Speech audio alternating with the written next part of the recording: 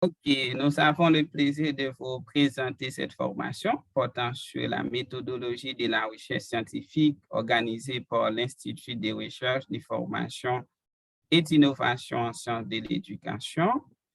Et cette structure est divisée en 4 départements. Donc, il y a le département de la recherche scientifique et de l'innovation qui s'occupe des travaux de fin d'études, des concours nationaux et des projets d'innovation, la question des technologies de l'information et de la communication en éducation, ainsi que la coordination des événements.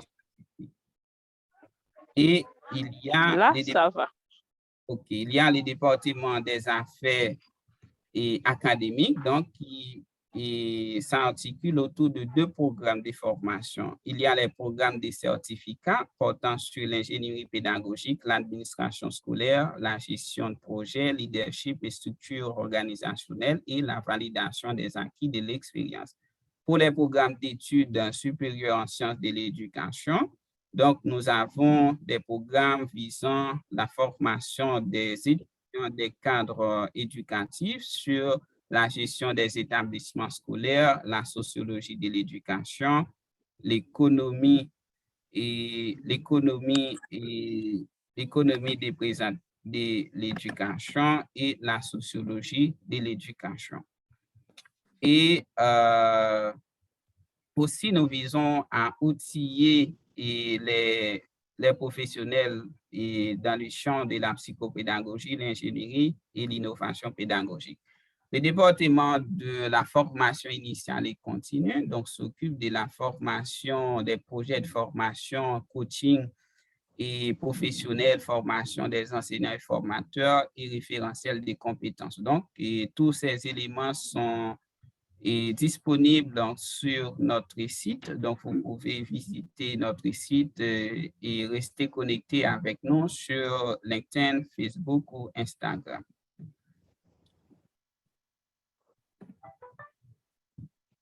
Donc, ça ne marche pas trop bien en mode diapositive. OK. Et je suis le directeur général de cette structure, donc mes domaines d'expertise portent surtout sur ces éléments, sciences de l'éducation, ingénierie pédagogique, formation, management de l'innovation et de la créativité, la recherche scientifique, leadership et gestion de projet, formation des adultes et coaching personnel et professionnel.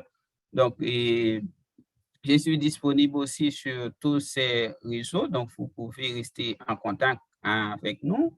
Et dans mes expériences, j'ai eu la chance d'être membre de diverses structures et internationales, que ce soit l'Agence française l'Association française des conférenciers professionnels à Paris, l'association PhD qui regroupe plus de 3000 doctorants et docteurs dans des domaines divers, et Young Leaders of the Americas Initiative et les réseaux interagences pour l'éducation en situation d'urgence, les centres de transfert pour la réussite éducative au Québec, International Global Network et International Model of United Nations. Et depuis l'année passée, j'ai eu la chance d'être président du conseil d'administration du réseau Édugestion, qui regroupe plus de 375 gestionnaires d'éducation venant d'Afrique et d'Haïti et au Canada. Donc, pour en savoir plus, vous pouvez rester connecté avec nous. Pour cette formation portant sur la méthodologie de la recherche scientifique, nous avons les contenus suivants. Tout d'abord, nous allons entamer les champs de la recherche scientifique et les fondements de la recherche scientifique, des éléments pour construire un problème ou une problématique de recherche et en dernier lieu, comment élaborer un cadre méthodologique et empirique. Et l'objectif de ce premier module, donc, c'est de comprendre la structure et l'évolution de la science Et deuxièmement, c'est pour expliquer les méthodes de construction des connaissances. Troisièmement, identifier les caractéristiques de l'esprit scientifique. Et quatrièmement, distinguer les particularités des débats contemporains sur les approches méthodologiques en sciences. Et pour commencer, nous avons lancé cette activité. Selon vous, qu'est-ce que la science? Donc, il y avait des participants qui disent que la science, donc, c'est la construction des connaissances validées par la communauté scientifique, en bref. Donc, pour mieux comprendre la science et son évolution, nous vous proposons de consulter ces travaux de Kuhn Thomas Samuel, publiés en 1972, portant sur la structure des révolutions scientifiques.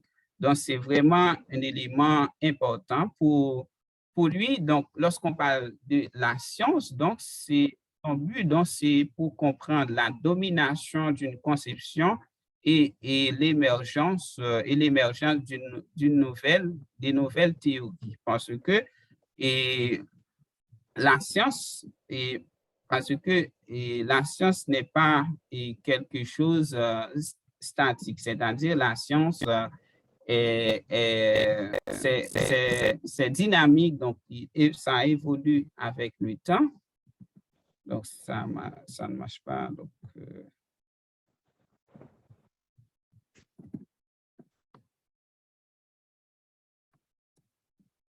OK.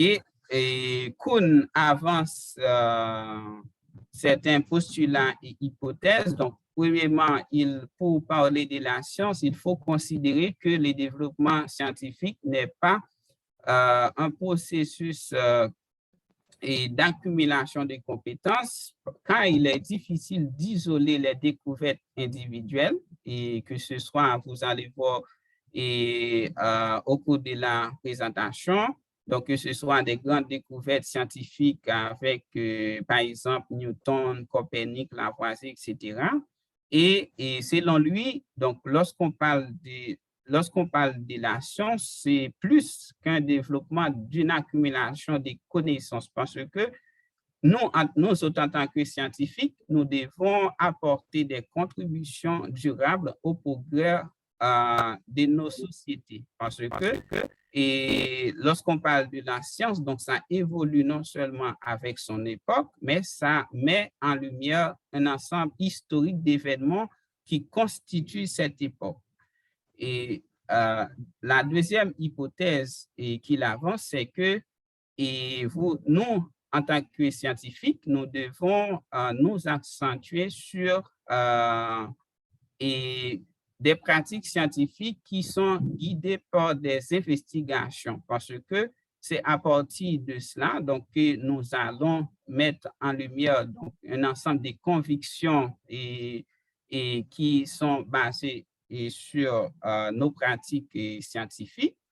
Et par exemple, avec Newton, Copernic, Lavoisier, Einstein, donc chacune de ces révolutions scientifiques a exigé que le groupe rejette une théorie scientifique qui existait déjà. Parce que avec la science évolue avec le temps.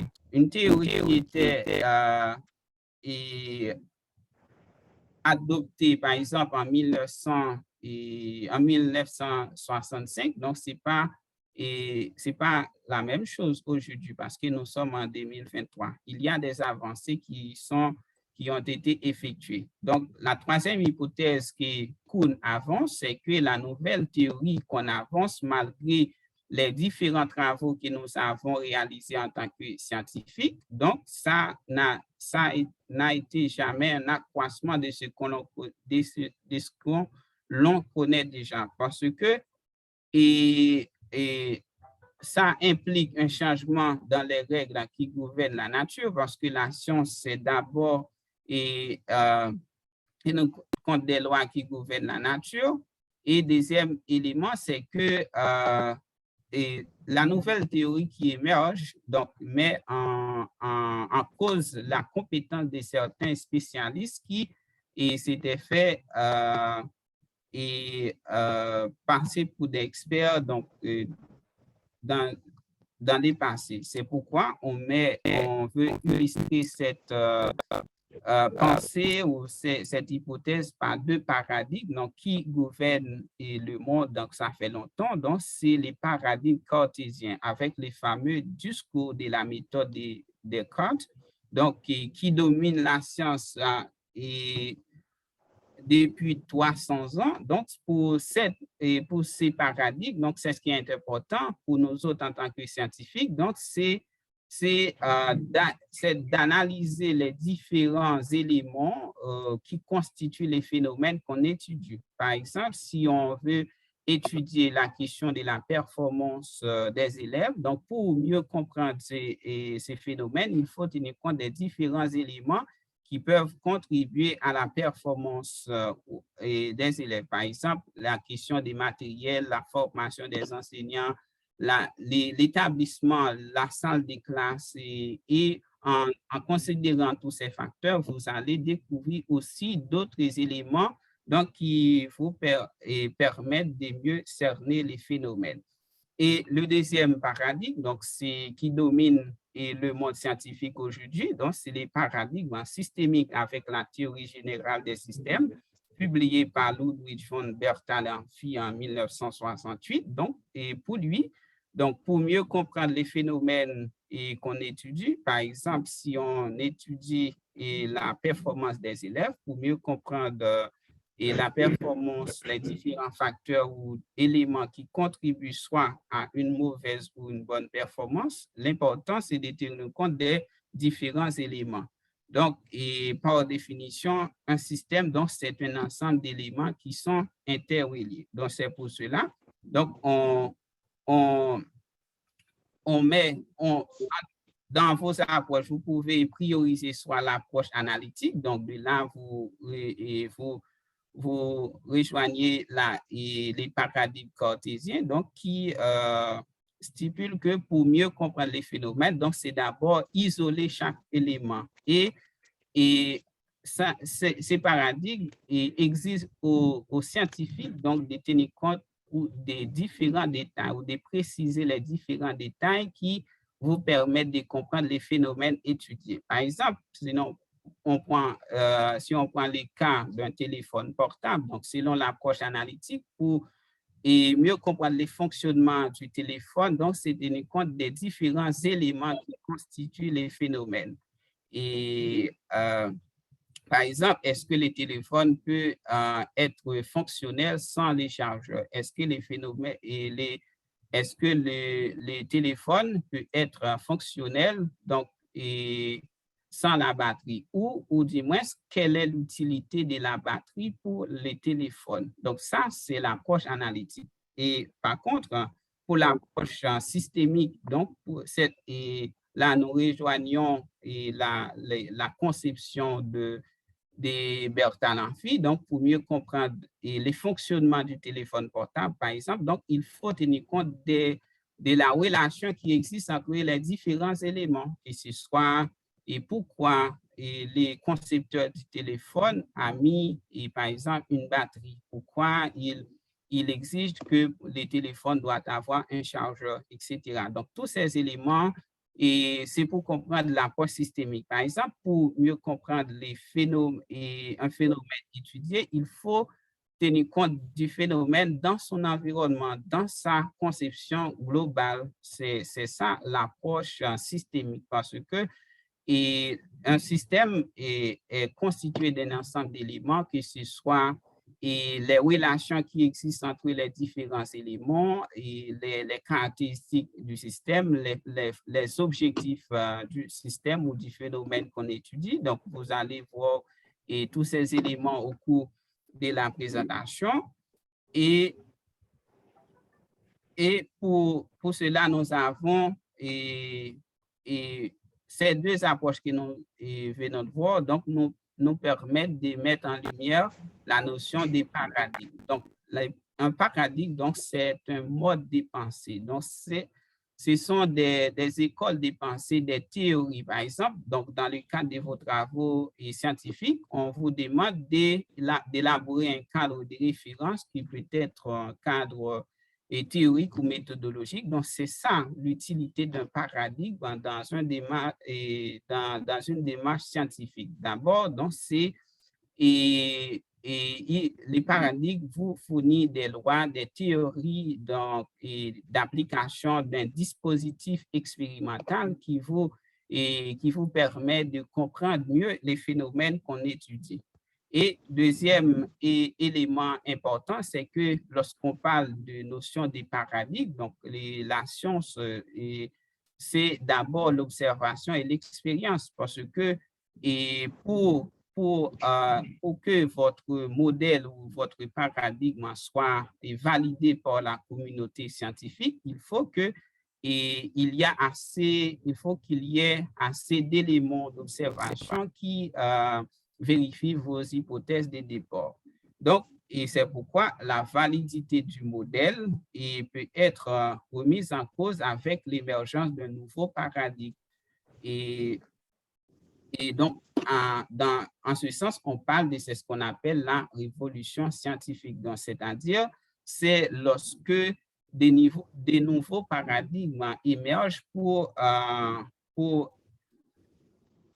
faire disparaître certaines théories qui existaient déjà, comme nous venons de voir avec les paradigmes cartésiens qui dominent à peu près 300 ans, donc selon l'approche analytique. Donc, pour mieux comprendre le phénomène, il faut analyser ces phénomènes élément par élément, et les nouveaux paradigmes, donc, qui est les paradigmes systémiques. Donc, pour mieux comprendre un phénomène, il faut tenir compte des relations qui existent entre les différents éléments.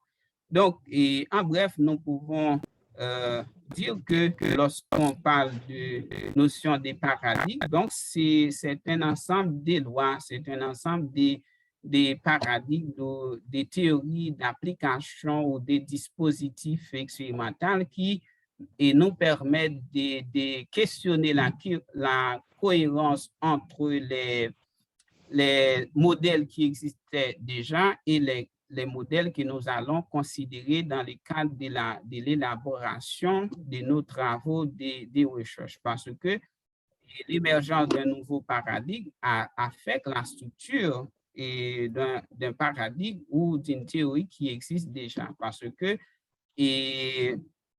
avec l'émergence des nouveaux paradigmes, donc ça peut être diminué et l'affectation de certains membres de la communauté scientifique par rapport à un paradigme ou une autre. Par exemple, si auparavant, en tant que scientifique, vous optez pour les paradigmes pour la démarche analytique, donc qui vise à considérer les différents éléments du phénomène étudié, mais avec l'émergence du paradigme systémique, mais avec l'émergence du paradigme systémique, et vous pouvez voir les phénomènes étudiés dans différents aspects.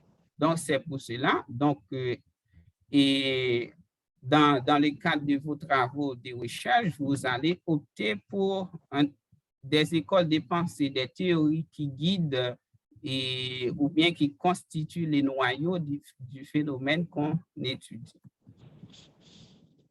Donc,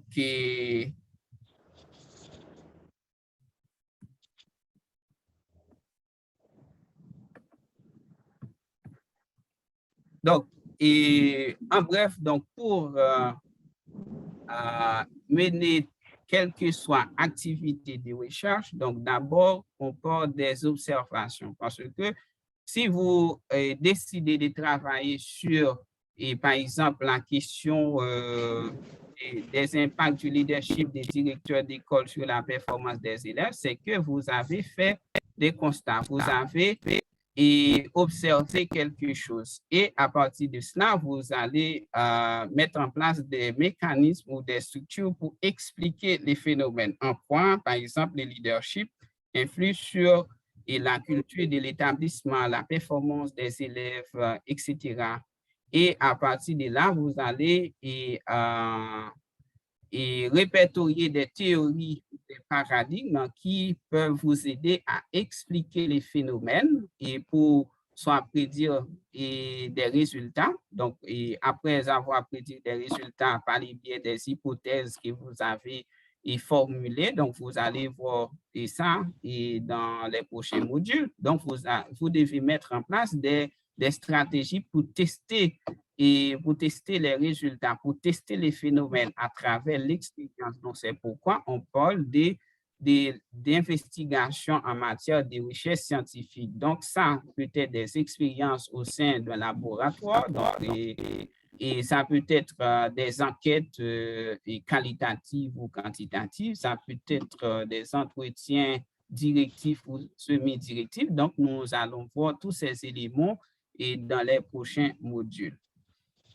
Donc, par rapport à tout ce que nous venons de voir, donc nous avons c'est quoi la science, la notion des paradigmes et pourquoi il existe des paradigmes en matière de la science.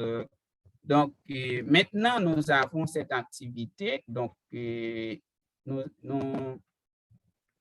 avons besoin de quelques volontaires pour commenter cette citation et qui stipule que les partages de la connaissance et de la science doivent être l'essence de la vie d'une société qui se veut évolutive et mature. Et après avoir commenté cette citation, donc, en quoi, selon vous, la science peut-elle contribuer au développement d'une société? Donc, maintenant, vous avez la parole. Donc, commentez cette citation, vous pouvez faire des retours donc pour mieux enrichir les explications précédentes, etc. Donc, est-ce qu'il y a des volontaires? OK, iPhone, donc je ne vois pas le nom. Vous pouvez vous présenter un petit peu et puis ensuite dites ce que vous pensez de cette citation. Vous avez la parole. Salut à tous, je suis Benson Jack, l'élève de M. Odile. Je suis content de participer à cette formation. Merci Jacques.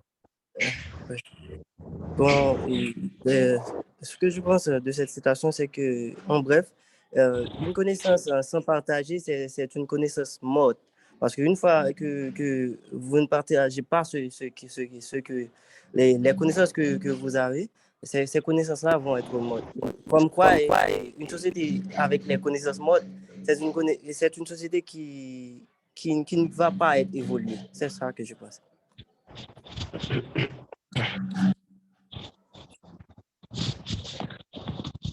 D'accord, merci beaucoup Benson. Est-ce qu'il y a d'autres volontaires? Donc, OK, Monsieur Lalo, vous avez la parole. Merci. Oui. Est-ce que vous voulez dire quelque chose? Votre main est levée, donc ça fait longtemps. OK, Monsieur Lalo, vous avez la parole. Oui, donc la science est évolutive. Donc, pour parler d'évolution, il faut que ce soit de manière scientifique. La construction des autoroutes, dans l'éducation, dans les sciences expérimentales, dans les sciences humaines et sociales. Donc, l'homme, autant que l'homme évolue, la science évolue avec l'homme. Donc, si quelqu'un qui se dit savant, qui a des connaissances scientifiques, il faut que la connaissance soit factorialisée. Comme a dit notre confrère iPhone, et dont j'oublie le nom, pardonne-moi. Donc, il faut qu'on partage la connaissance. Une fois que la connaissance est partagée, maintenant, si vous partagez, comme vous faites là, M. Odile, vous partagez ce que vous avez comme connaissance avec une communauté de scientifiques. Donc, nous autres, en tant que scientifiques, nous allons ensemble réfléchir sur ces connaissances. On ne va pas de manière servile et faire passer ces connaissances à d'autres personnes ou bien réfléchir comme des fous, mais on va de manière scientifique et ça toutes ces connaissances pour faire évoluer. On va faire, comme a dit le dicton, choc des idées fait jaillir la lumière. Et cette lumière, c'est la lumière qui fait évoluer, qui fait avancer. Donc, pour moi, c'est vrai, comme a dit, je suis d'accord avec Diallo qui dit que le partage de la connaissance et de la science doit être l'essence de la vie d'une société qui se veut évolutive. D'accord, merci beaucoup pour votre retour. Donc, est-ce qu'il y a d'autres participants qui veulent partager ce qu'ils pensent de cette citation de Mamadou Diallo?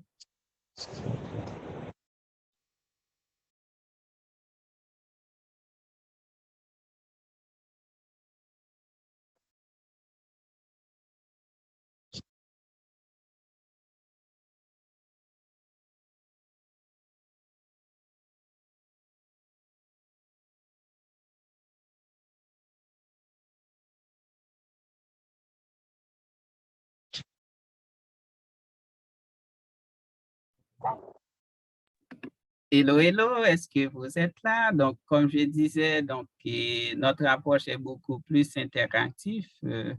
On est là. Donc, avec ça, donc, nous pouvons mieux enrichir. Donc, il y a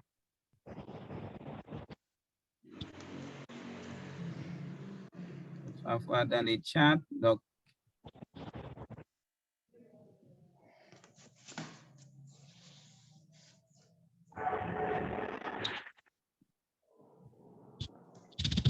OK, selon Mariko, je ne sais pas si j'ai bien prononcé le nom. Donc, les sciences peuvent permettre d'expliquer des phénomènes grâce à un développement de la recherche sur les processus écologiques fondamentaux et grâce à l'application des outils modernes, efficaces et rentables dont on dispose actuellement, notamment les instruments de télédétection et de surveillance. Merci pour ce retour très enrichissant. Donc, s'il n'y a pas d'autres participants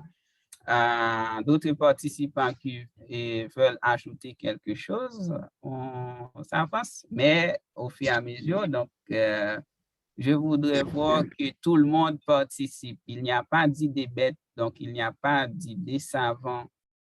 Donc, c'est tout ce que vous dites. Donc, nous permettons de mieux cadrer nos discussions. D'accord? OK.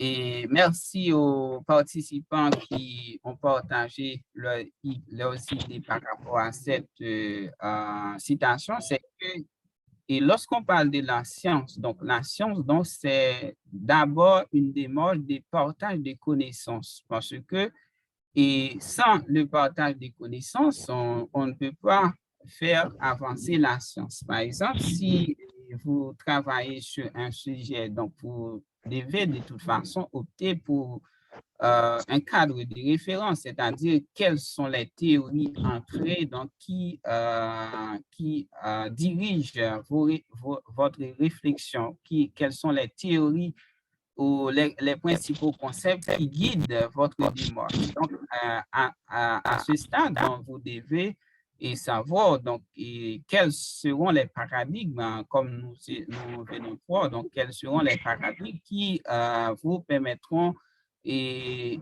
d'aborder ou d'expliquer beaucoup plus les phénomènes que vous étudiez. Donc, avec ces partages de connaissances, avec cette production et des connaissances au regard de la science, en priorisant une démarche scientifique, que ce soit dans les sciences humaines et sociales, dans les sciences expérimentales. Donc, nous allons voir ça tout à l'heure. Et donc, tous ces éléments ou bien toutes ces découvertes contribuent à l'avancement non seulement de la science, mais l'amélioration des conditions de vie des gens. Par exemple, avec les maladies infectieuses, par exemple. Donc, pour combattre les maladies infectieuses, donc, il y a des scientifiques qui pensent à la question et à partir de cela, donc, ils entament des démarches, des recherches ou des constructions de connaissances qui les ont permis d'expliquer ces phénomènes et pour, en tant que personnes victimes de certaines pathologies liées aux maladies infectieuses, vous savez quoi faire dans telle ou telle situation. Donc, c'est ça l'importance du partage de la connaissance et de la science. Donc, c'est ça qui fait que la science est évoluée. Donc, voilà, donc on avance, mais à chaque moment, il y a une personne donc, qui a son micro ouvert. Donc, c'est qui?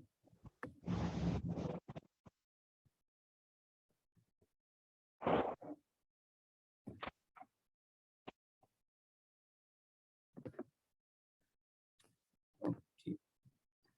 Voilà.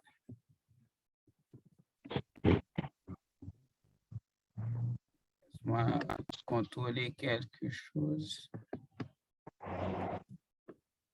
OK, voilà.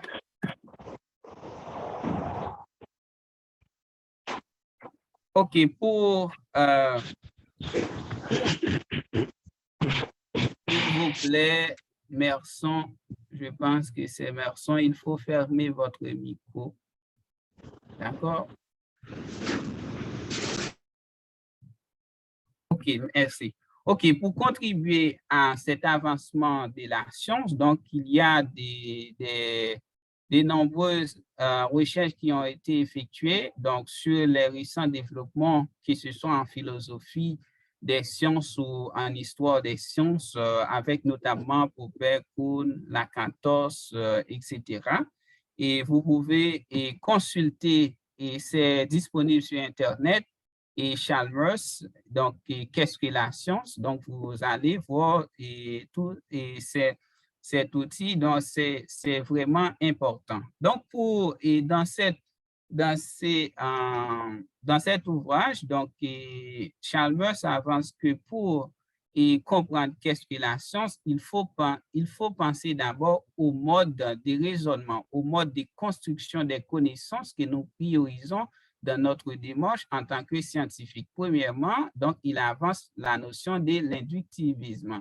Donc, pour lui, donc, la science, c'est d'abord un savoir issu des faits de l'expérience. Donc, du point de vue et des théories scientifiques donc, qui sont héritées des observations, des expériences de la vie quotidienne, donc de nos organes de sens, etc. Donc, c'est ça l'inductivisme. Donc, c'est pourquoi il distingue, c'est ce qu'on appelle l'inductivisme naïf. Donc, c'est-à-dire, c'est pour aborder un phénomène, pour étudier un phénomène, d'abord, vous avez une perception de ce phénomène. Donc, qu'est-ce qui vous donne cette perception de ce phénomène? C'est d'abord vos organes de sens, c'est ce que vous observez, c'est ce que vous sentez, c'est ce que vous avez constaté, etc. Et à partir de cela, vous donnez et à partir de cela, vous vous donnez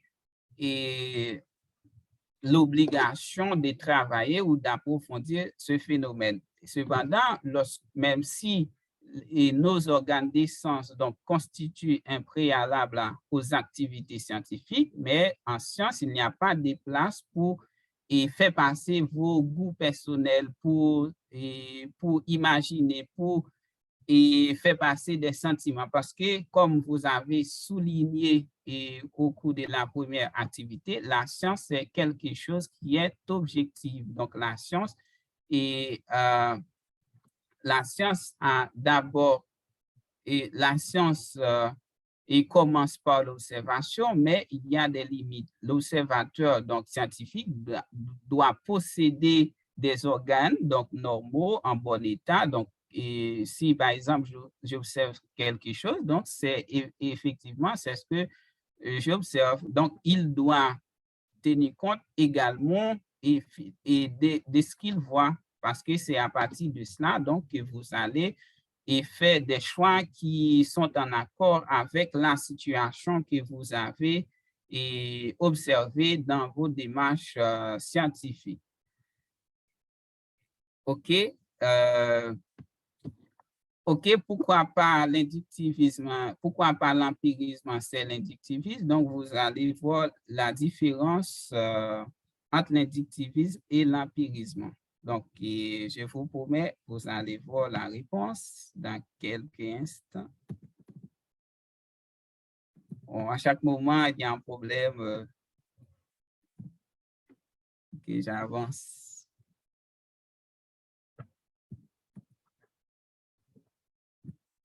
OK. Oh, pourquoi pas l'empirisme, pourquoi pas l'empirisme, c'est l'inductivisme? Parce que l'empirisme considère que la connaissance s'accumule se fonde sur l'accumulation des observations et des faits mesurables. Donc, par exemple, un simple fait que vous observez ne suffit pas pour construire un énoncé scientifique. Vous allez voir ça et tout à l'heure. Donc, les énoncés scientifiques peuvent être des énoncés dits généraux ou universels, donc c'est-à-dire des énoncés des lois, des théories qui ont été validées et adoptées par la communauté scientifique en général. Et à partir de ces raisonnements ou des observations, on peut extraire des conclusions générales. Donc, c'est ça les liens qui existent entre l'empirisme et l'inductivisme. C'est que à travers un ensemble d'observations et des faits mesurables, donc vous optez pour des conclusions générales au regard d'un phénomène qu'on étudie. C'est ce qui est important pour souligner aussi, c'est que lorsqu'on adopte la démarche et lorsqu'on adopte cette démarche, donc on va des faits mesurables qui sont concrets, donc pour aboutir à des conclusions qui vont beaucoup plus vers l'essence de quelque chose d'abstrait. Par exemple, et si j'observe donc à l'aide de mes expériences, soit dans mes activités professionnelles ou du moins dans des activités de collaboration que j'ai eues avec des femmes venant de la France, par exemple, et avec mes expériences, j'ai vu que ces femmes donc, sont excellentes. Donc, je ne vais pas généraliser pour dire que toutes les femmes françaises sont des femmes qui sont excellentes.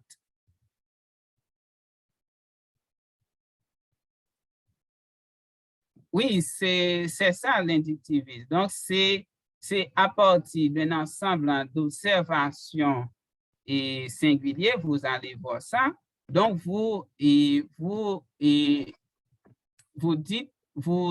optez pour des conclusions qui sont générales. Donc, vous allez voir ça. Donc, c'est ce qui diffère un énoncé général d'un énoncé singulier.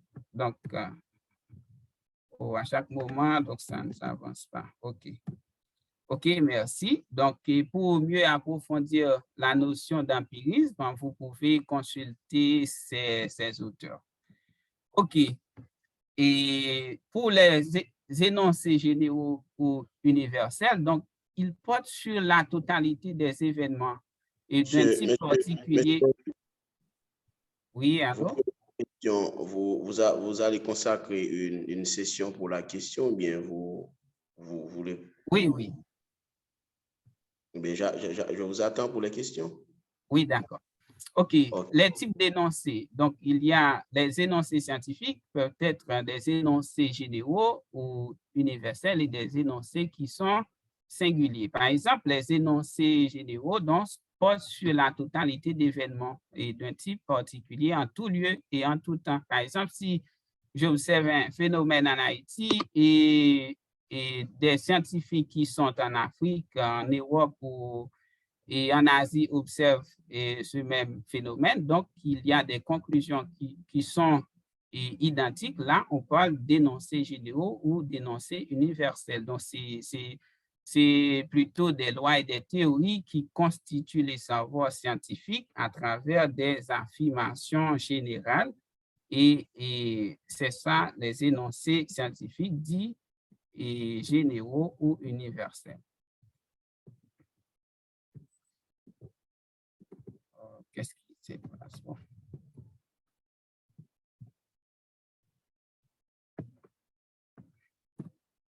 OK. Pour que les énoncés généraux soient validés par la communauté scientifique, il faut que les nombres d'énoncés d'observation formant la base de la généralisation sur les phénomènes qu'on étudie soit élevé. Par exemple, on ne peut pas observer tout simplement un phénomène au niveau des Delma et on généralise ce qu'en Haïti, donc tous les enfants sont comme ça ou bien au regard du phénomène étudié, donc en Haïti, toutes les choses sont comme ça. Donc c'est ça, c'est la première condition pour qu'un énoncé scientifique soit universel.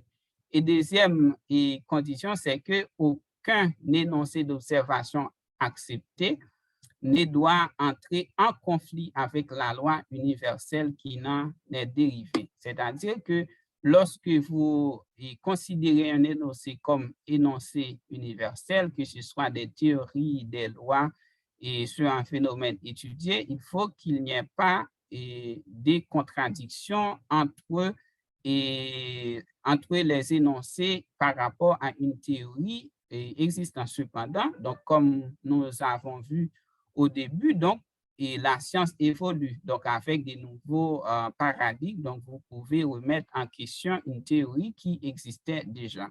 Et troisième condition, c'est que les observations doivent être répétées dans une grande variété de conditions pour être considérées comme des événements ou bien comme des énoncés dits universels. Donc, il y a deux types de raisonnement. Donc, lorsqu'on procède par la construction des connaissances, donc c'est les raisonnements par induction ou de présomption, donc qui permettent de faire des conclusions générales par rapport à des faits particuliers qu'on observe. Et il y a les raisonnements par déduction, donc c'est à partir des propriétés reconnues comme vraies. Donc, on conclut avec des particularités sur ces phénomènes. Donc, et c'est ça la démarche. La logique inductive part d'abord des observations ou des faits. Donc, c'est une sorte de raisonnement logico-inductif, donc pour aboutir à des concepts, des théories, des lois, des formalisations, des hypothèses et aboutir à des modèles. Par exemple, lorsque nous avons vu avec les paradigmes systémiques et à l'inverse, la logique déductive part des théories ou des lois qui existent. Donc, c'est les raisonnements plutôt hypothético-déductifs, donc qui aboutissent à des explications particulières par rapport à un phénomène qu'on étudie. Donc, voilà, donc maintenant, donc, si vous avez des retours, donc nous pouvons apprécier ces retours et pour entamer un autre volet de la présentation qui est l'esprit scientifique. Je peux en profiter pour poser mes questions, M. Odile. Oui, vous pouvez poser les questions, des retours, des apports par rapport aux explications, donc ce serait très apprécié. OK. Et on peut parler de, je ne sais pas si ma question est anticipée, mais je vais quand même la poser par rapport au point restant. Mais quelle est la barrière de la démarche scientifique et dans un pays comme Haïti? Quelle est la barrière? Quelles sont les entraves à la démarche scientifique? Parce que si la science, bon, je peux utiliser ce passage biblique et je vais paraphraser, comme on dit, si la science élève une nation, mais comment se fait-il qu'en Haïti, il y a barrière? Quelle est la barrière selon vous à la démarche scientifique en Haïti? Et ma deuxième question, si l'évolution de la science égale évolution de l'homme égale à développement, maintenant, pourquoi est-ce qu'il est toujours vrai que dans tous les pays où la science s'applique, il y a développement à proprement parler? Si l'on prend les pays d'Afrique, ce qu'on appelle les petits pays, nous autres en Haïti. OK? Donc là, ce sont là mes deux questions. Je ne sais pas si je suis assez clair, M. Odile. OK, première question, donc, quels sont les obstacles pour les scientifiques qui évoluent en Haïti? Et deuxième question, c'est? Les barrières à la démarche scientifique en Haïti. Deuxième question, c'est? Deuxième question, si l'évolution de la science égale à l'évolution de l'homme et égale à développement, maintenant, est-ce qu'il est toujours vrai que dans tous les pays du monde où la science s'applique, et il peut de toute façon avoir développement? OK, très bien. Et comme étant scientifique qui évolue dans les contextes haïtiens, donc il y a de nombreux facteurs donc, qui peuvent influer sur notre démarche. Premièrement, donc c'est la question de la confiance parce que les participants donc faire de la recherche, donc c'est d'abord mener des investigations sur les terrains. Donc mener des investigations sur les terrains implique que vous questionnez des personnes, choisir des participants et pour votre recherche. Et cependant, dans notre cas, il y a de nombreux facteurs donc, qui peuvent influer sur notre démarche. Et comme la manque de confiance. Deuxièmement, donc, c'est un manque de structure parce qu'en Haïti, on n'offre pas vraiment la place à la science pour mieux expliquer les phénomènes. Par exemple, la question de l'insécurité. Donc, pourquoi il n'y a pas des mécanismes ou des projets de recherche portant sur des recherches pour mieux comprendre les phénomènes de l'insécurité en Haïti? Par exemple, pourquoi il existe de l'insécurité? Quelle relation existe-t-il entre l'école et l'émergence de l'insécurité en Haïti? Est-ce que l'insécurité est d'abord sociologique? Est-ce que c'est économique? Est-ce que c'est purement social? Donc, tout ça, ce sont des éléments donc, que nous, en tant que scientifiques, donc, nous pouvons aborder, mais avec manque de structure et d'accueil, manque de confiance et manque, par exemple, des laboratoires, des centres de recherche effectifs, des bibliothèques, etc. Donc, tout ça, donc, tous ces éléments peuvent influer sur notre démarche en tant que scientifique qui évolue dans les contextes haïtiens. Deuxième élément, donc, comme nous venons de voir avec la citation que nous avons analysée tout au début, donc la science, donc, c'est un élément important pour le développement ou l'évolution d'une société. Parce que ici, prenons l'exemple des savoirs spontanés et des savoirs savants. Les savoirs spontanés, donc, ce sont des savoirs que nous accumulons au cours de l'expérience quotidienne. Donc, ce sont des savoirs qui ne sont pas sanctionnés par la communauté scientifique. Et si dans une société, c'est plutôt l'émergence des savoirs spontanés qui domine, donc là, dans cette société, il y a peu de chances pour que les développements règnent. Et un autre élément important, c'est que la science, l'évolution de la science n'est pas forcément un facteur de développement parce que ça dépend également des objectifs ou du but de la recherche. Donc, nous allons voir ça.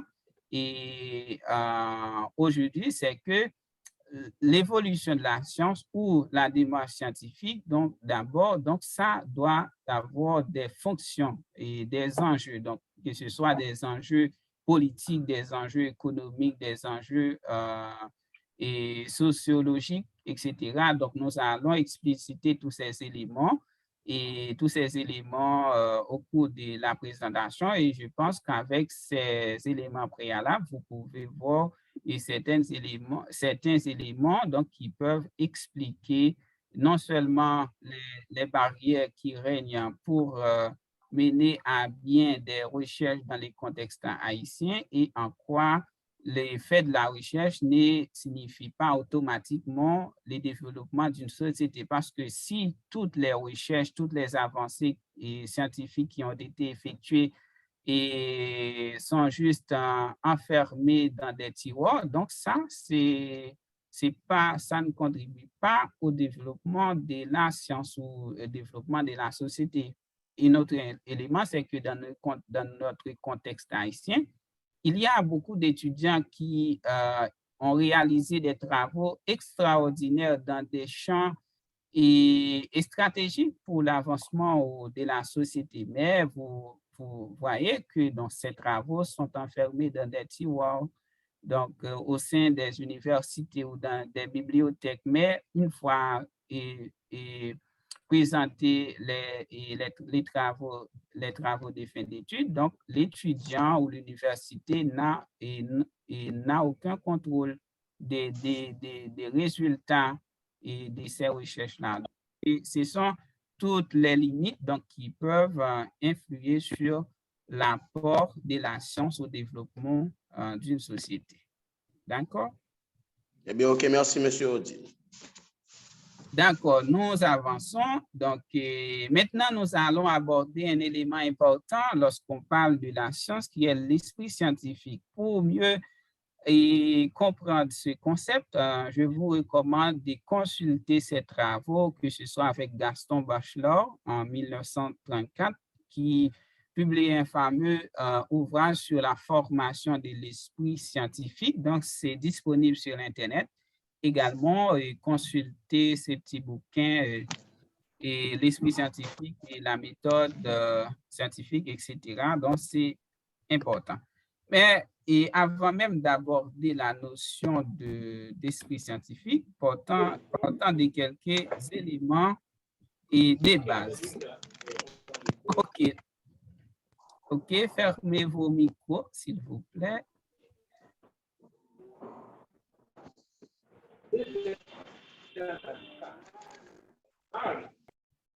OK.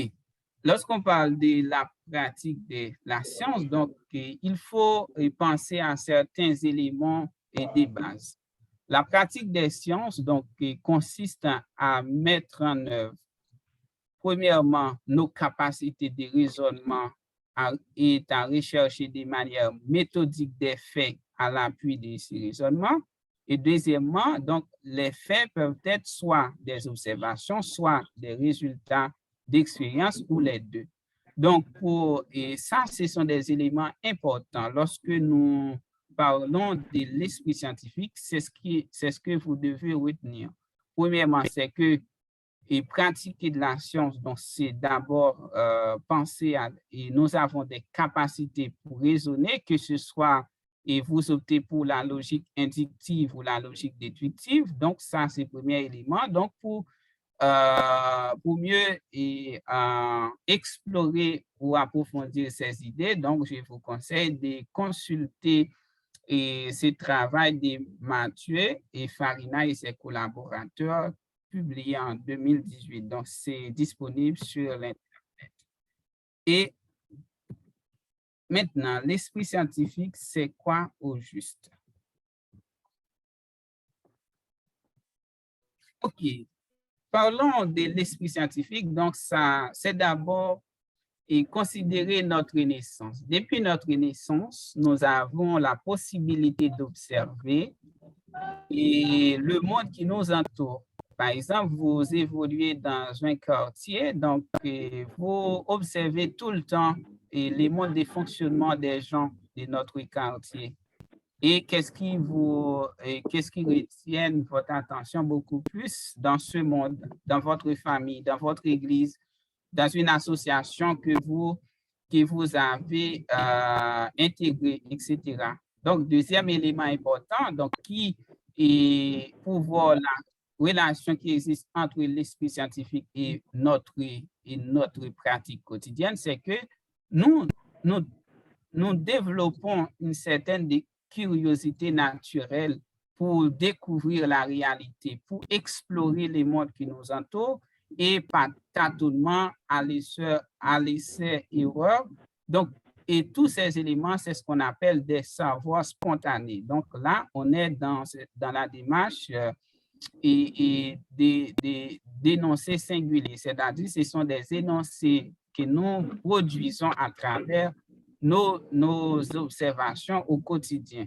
Et en observant les mondes qui nous entourent, nous tentons d'expliquer ce que nous observons. Qu'est-ce qui cause tel ou tel phénomène? Si tel phénomène s'est produit, quels seront les effets? Donc ça, c'est pour vous dire que l'enfant qui soit avoir déjà des enfants ou avoir des proches donc, qui ont des enfants, vous voyez que depuis à l'enfance, nous développons ces capacités pour observer, pour nous informer du monde qui nous entoure, pour tenter d'expliquer ce que nous observons. Donc, c'est pourquoi, donc ça, ces éléments, ce sont des préalables à la formation de l'esprit scientifique, parce que ça nous permet à identifier des problèmes et penser à inventer des solutions. Donc, c'est ça la philosophie d'une démarche scientifique. Et à partir de cela, nous allons développer des arguments pour faire évoluer les connaissances. Et un élément important, c'est qu'il faut évaluer et leur familiarité et leur cohérence des consensus avec la communauté scientifique et comment, et en adoptant ces démarches, en observant les mondes qui nous entourent, en répertoriant des idées et susceptibles de construire des savoirs scientifiques, comment nous devons faire preuve de confiance et de vigilance pour explorer et les connaissances et pour distinguer les connaissances qui ont été construites sur la base des opinions et des faits scientifiques. Lorsqu'on parle de l'esprit scientifique également, donc c'est mettre en œuvre de façon volontaire nos capacités de raisonnement et rechercher à expliquer avec des méthodes les faits que nous observons dans notre entourage, dans notre église, dans notre école. Donc, c'est pour cela que nous autres, en tant que scientifiques, donc vous en tant qu'étudiants qui décident de travailler sur tel ou tel sujet, donc c'est parce que vous avez fait des constats. Et à partir de cela, donc vous allez mettre en place des démarches méthodiques pour expliquer ces faits et pour contribuer ou bien pour aboutir à des conclusions qui sont validées par la communauté scientifique. Et l'esprit scientifique, donc, c'est un élément important à l'esprit critique parce que lorsque vous décidez de travailler sur un phénomène, par exemple, vous constatez que dans votre université, donc, il y a une certaine inadéquation entre la formation que l'université propose et les exigences du monde du travail. Donc, ça vous permet de penser à questionner ce phénomène sur la base d'observations, des informations et d'argumentation et de résolution de problèmes. Donc, ça, Et à partir de cela, donc, vous allez appliquer vos connaissances, des outils, et pour mieux comprendre ces phénomènes, donc, qui vous suscitent l'intérêt de questionner. Donc, c'est pour dire que l'esprit scientifique, c'est un préalable important à l'esprit critique.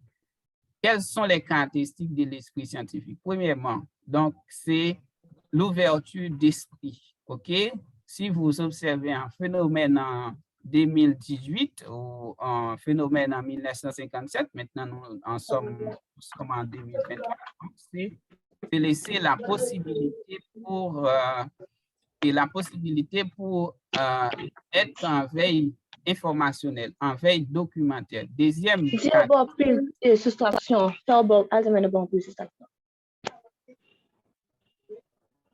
Fermez votre micro, Samantha, s'il vous plaît. D'accord, merci. OK. Deuxième caractéristique, donc, c'est la distanciation. Donc, c'est-à-dire, en tant que scientifique, lorsque vous observez un phénomène, il faut être en mesure de prendre du recul par rapport au phénomène que vous avez observé et vous comptez d'aborder ces phénomènes et comment vous allez procéder. Et troisième caractéristique, c'est l'esprit critique, c'est laisser la place au doute. Donc, en tant que scientifique, nous avons vu que la science évolue avec le temps.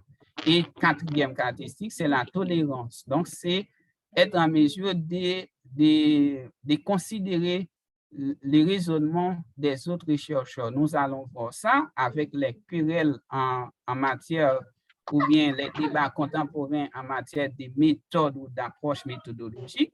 Et aussi, c'est la façon dont vous allez faire les conclusions sur les phénomènes que vous avez étudiés. Donc, les phénomènes que vous allez étudier, donc ça, c'est important. Et comment, par exemple, vous devez être en mesure de détecter les raisonnements qui sont biaisés, c'est-à-dire des conclusions abusives ou des méthodes. Et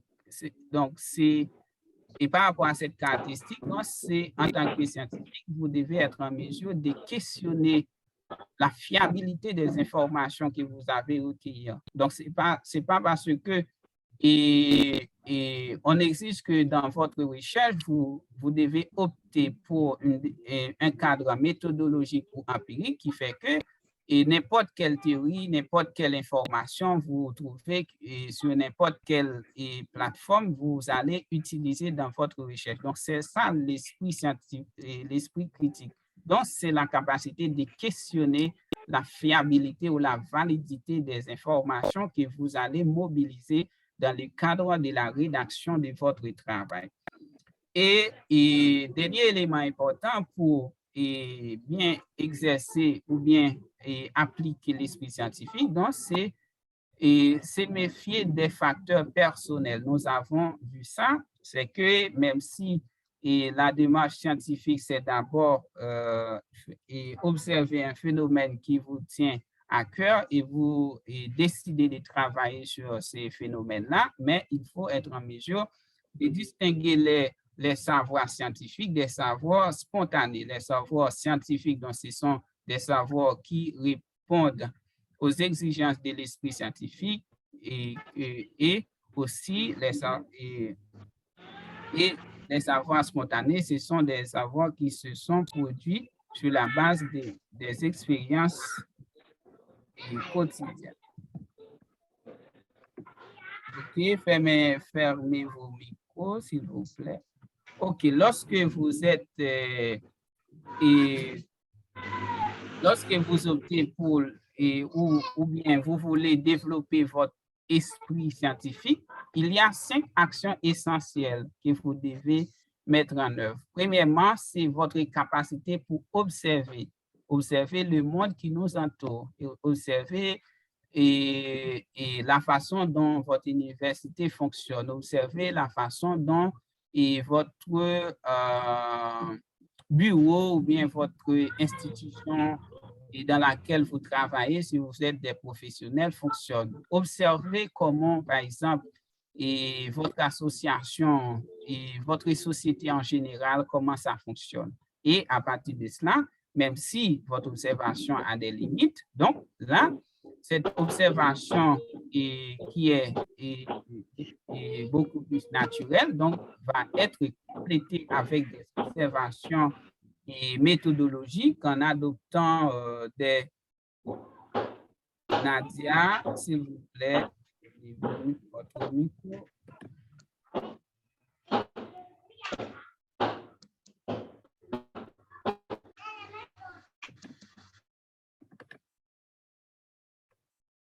OK. OK. Et c'est cette tendance naturelle ou cette observation naturelle donc, qui va être complétée par des approches méthodologiques rigoureuses donc, qui répondent aux exigences de l'esprit scientifique. Et à partir de cela, vous allez vous outiller et pour mieux comprendre ces phénomènes. Nous allons voir ça et lorsque nous aborderons les notions ou des démarches pour construire votre cadre méthodologique et empirique. Deuxième élément, c'est votre capacité pour expliquer les phénomènes. Donc, c'est-à-dire en quoi les phénomènes étudiés et suscitent une perception de causalité et quelles sont les limites de l'explication. Et à partir de cela, vous allez mener des investigations sur le terrain par rapport auprès des acteurs donc, concernés par l'étude pour mieux contrôler les expériences et des acteurs et pour mieux évaluer et étudier les phénomènes. Et troisième action, donc, c'est votre capacité pour évaluer. Évaluer non seulement vos sources d'information, mais aussi évaluer la fiabilité ou la validité de vos instruments de collecte des données et les méthodes que vous allez mobiliser pour étudier les phénomènes. Donc, tous ces éléments sont importants pour considérer dans votre démarche. OK. Est-ce qu'il y a des retours? Donc, attendez. OK. Quatrième action, c'est votre capacité pour argumenter. OK. Donc, c'est à travers les phénomènes que vous avez observés, donc comment vous allez vous éterniser sur des preuves et de la méthode scientifique pour étudier les phénomènes, pour aider les autres acteurs concernés par les phénomènes de mieux l'appréhender. Par exemple, si vous évoluez dans le secteur de l'éducation, mais vous décidez d'étudier les impacts de l'insécurité sur la gestion des écoles dans la région métropolitaine de Port-au-Prince. Donc, quelles seront les preuves, quelles seront les méthodes les plus adaptées pour montrer effectivement que l'insécurité impacte la gestion des écoles dans la région métropolitaine de Port-au-Prince. Et la cinquième action, donc en tant que scientifique, donc qui développe ce qu'on appelle l'esprit scientifique, c'est votre capacité d'inventer, c'est-à-dire développer des capacités de résolution de problèmes parce qu'une recherche, c'est d'abord mobiliser un ensemble d'outils, d'éléments pour apporter des solutions, pour répondre à une situation qu'on juge insatisfaisante. Et à partir de cela, vous allez étudier les corps existants entre cette situation de départ et la situation que l'on souhaite. Donc, c'est ça. Donc, c'est à partir de cela, donc vous allez vraiment expliquer les phénomènes que vous étudiez.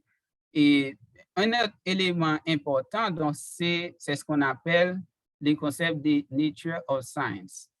Et ce concept de NOS, donc tout court, donc, montre qu'un ensemble de caractéristiques reviennent plus souvent pour définir la science. Par exemple, la nature empirique des sciences, les lois et les théories, la créativité et l'imagination, les rôles des théories et de la subjectivité des chercheurs et l'ancrage social et culturel et de la science, parce que nous avons vu que et parler de la science, donc c'est tenir compte du contexte socio-culturel avec la citation des dialogues que nous avons analysés tout au début.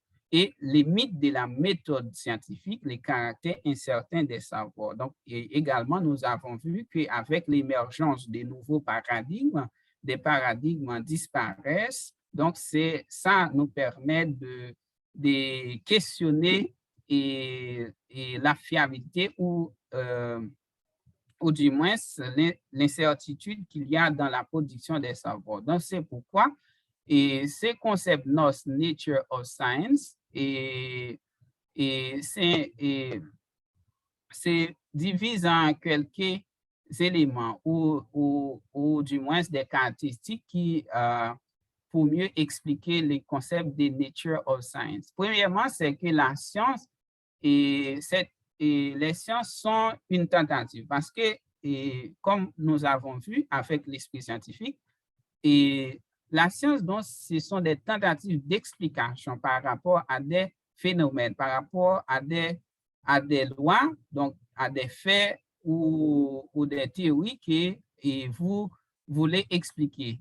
Et nous disons que la science est une tentative, c'est parce que ces théories sont changeantes, ces lois sont changeantes.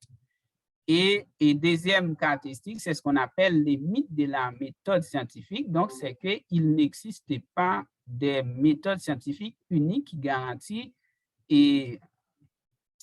certaines d'évolution de la science ou des savoirs. Et troisième caractéristique, c'est comment, en tant que scientifique, vous pouvez utiliser votre capacité de créativité, de l'imagination. C'est parce que la science n'est pas une activité tout à fait rationnelle ou systématique. Parce que les savoirs scientifiques impliquent ce qu'on appelle la créativité humaine. Prenons un exemple. Donc, vous optez pour une recherche portant sur les impacts du leadership des directeurs d'école sur la performance des élèves, mais après avoir collecté les données, donc vous optez pour une base de données, mais si vous questionnez par exemple 200, 300 personnes, donc vous voyez que vous résumez ces 300, 400 réponses en un seul graphe, par exemple. Donc là, donc c'est pour montrer comment on peut intégrer la notion de la créativité, de l'imagination dans vos démarches. Par exemple, vous élaborez une thèse de 300 pages et vous résumez votre travail en un poster scientifique de 2 à 3 pages. Donc, ça, c'est la créativité. Donc, la créativité, donc, c'est comment vous optez de nouvelles méthodes, de nouvelles approches pour résoudre des problèmes.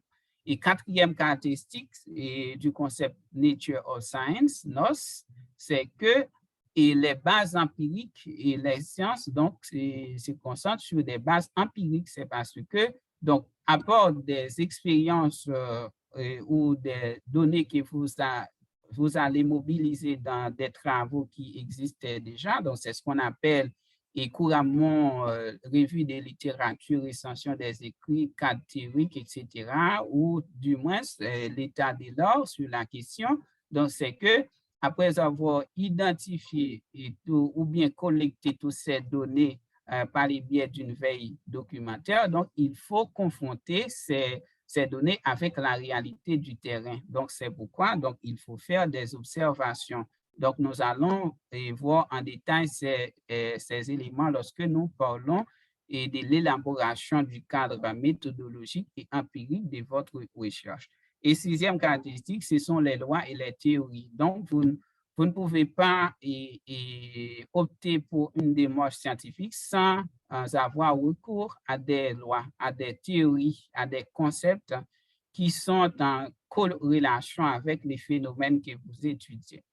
Et septième caractéristique, c'est le rôle de la subjectivité. Le rôle de la subjectivité est à deux niveaux. Premièrement, c'est au niveau des participants à la recherche. Par exemple, si vous effectuez une enquête auprès des étudiants, donc au moment de donner des réponses aux questions, donc il y a ce qu'on appelle une certaine subjectivité parce que donc, vous pouvez voir que les réponses peuvent être évoluées avec les mêmes participants dans des contextes divers. Donc, parce que la recherche, donc, c'est d'abord un partage d'expérience.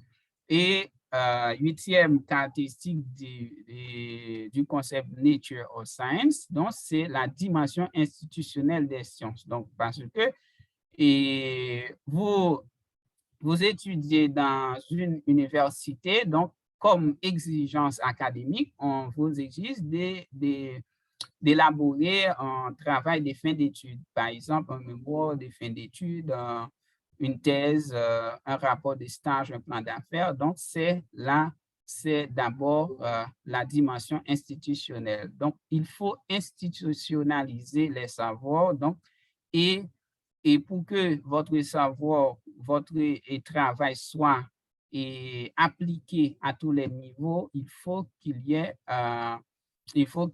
une validation de la communauté scientifique. Donc, c'est le deuxième niveau de la dimension institutionnelle des sciences. Et neuvième et dernière caractéristique, donc, c'est l'ancrage social et culturel des sciences. Parce que le travail scientifique est d'abord influencé par les contextes sociaux et culturels. Et nous allons voir ça avec les différents enjeux, facteurs, enjeux politiques, économiques et culturels. Donc, comme peut-être vous avez eu cette expérience, vous avez un sujet qui vous passionne et vous voulez travailler dessus et l'université vous impose quelque chose pour travailler. C'est parce que là, il y a peut-être des politiques, donc ils veulent que les recherches ou les travaux des étudiants contribuent à l'élaboration de son plan stratégique. Donc, tout ça c'est pour vous dire que la recherche, donc, est influencée par tous ces facteurs. D'accord? Donc, voilà. Donc, nous arrivons maintenant à cette activité. Donc, si vous n'avez pas de questions, je vous propose de réaliser cette activité en petit groupe et ensuite, nous allons prendre une petite pause pour commencer pour clôturer cette première partie. Est-ce que vous avez des questions, des retours ou bien est-ce que je peux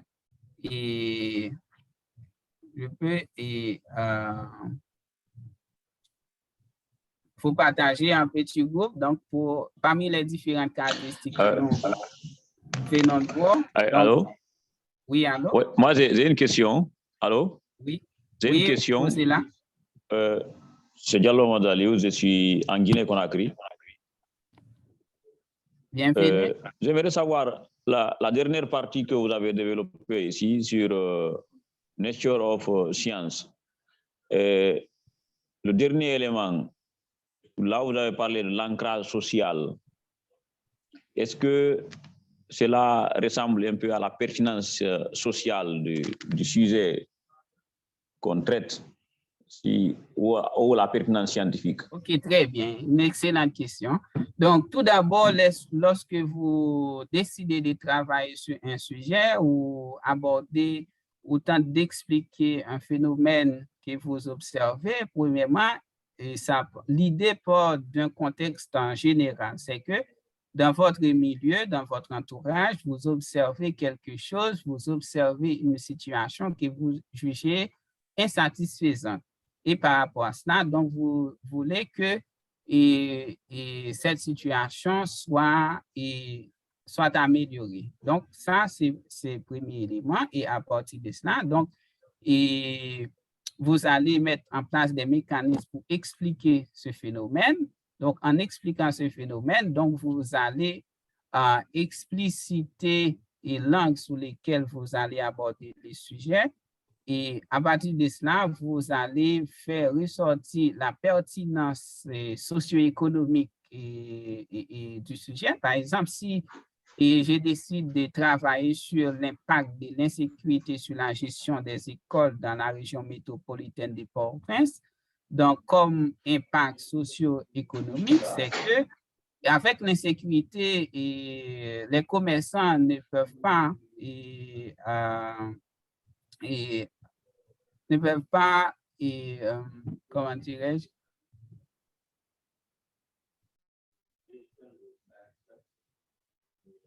ne peuvent pas continuer les activités économiques. Là, l'insécurité a des impacts socio-économiques sur la gestion des écoles. Et deuxième élément, c'est que parlant de l'insécurité, on voit l'émergence des gangs.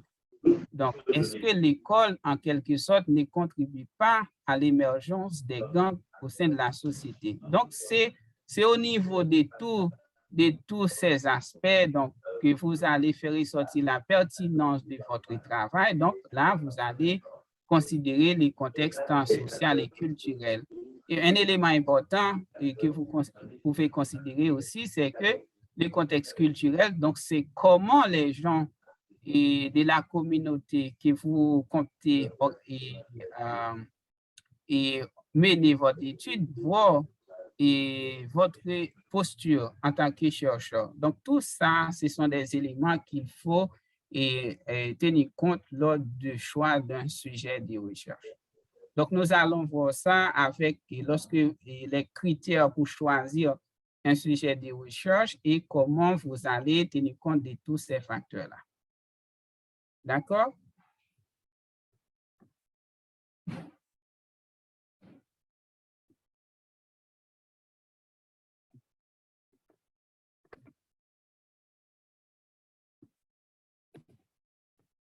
D'accord? OK.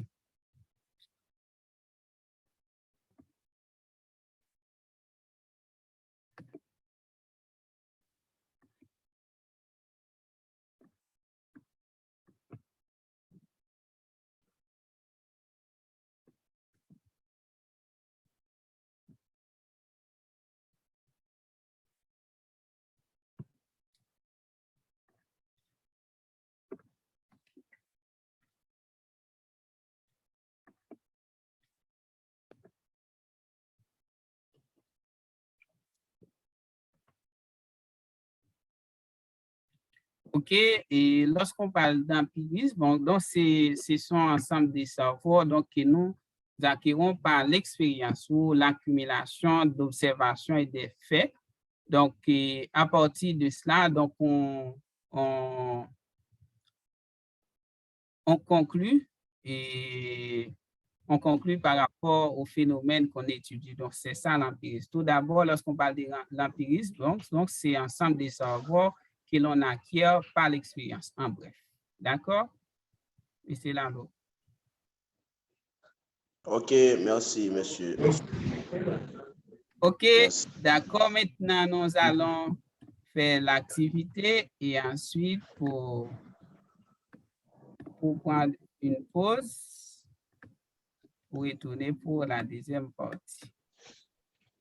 La pause, c'est de combien? Quelle est la durée de la pause, monsieur? 15 minutes, ça vous va? 15 minutes. Minutes.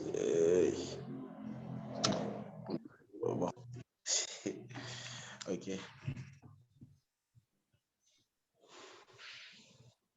« 15 minutes, oui, c'est bon. » D'accord. OK. Maintenant, nous allons avoir trois groupes pour discuter sur cette activité. D'accord? D'accord.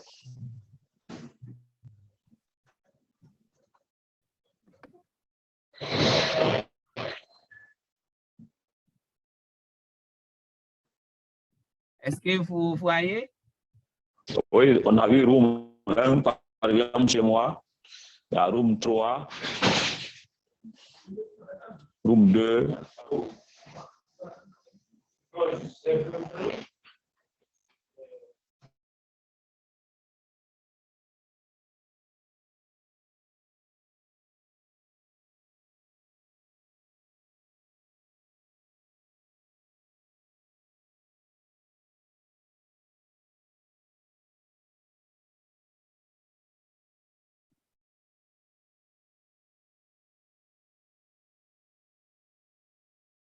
Et il y a Ruth et Nadia qui n'acceptaient pas.